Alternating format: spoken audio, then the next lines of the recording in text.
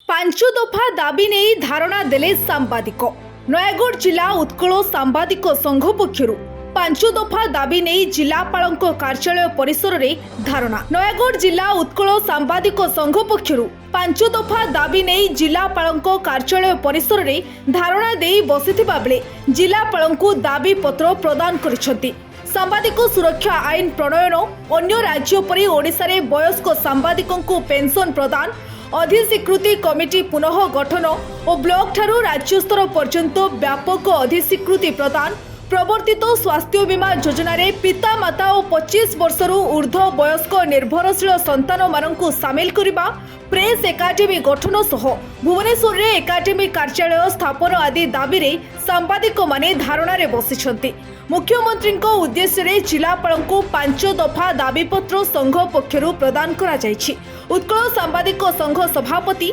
श्रीकांत खटेई नेतृत्व में यह कार्यक्रम जारी रहिथिबा बेले नयगढ़ जिला उत्कल सांबादिक संघर संपादक वैद्यभूषण महापात्र सह 50 रु ऊर्ध्व सांबादिक धारणा रे सामिल होइछंती। आम अपेक्षा करिछु सांबादिक मानकु भत्ता देबा जो माने पेंशन पाइबा जो माने अवसर नहीं करनी से भत्ता देबा एवं सांबादिक मानकर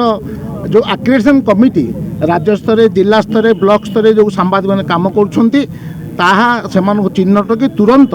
सरकारी अधिस्वीकृति मिलू एवं सबुठार बड़ कथा सांबादिक सुरक्षा आईन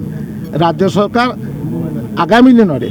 आपको विधानसभा पारित करंतु जोटा सांबादिक मान मुख्य दाबी आमर दाबी गुड़िक है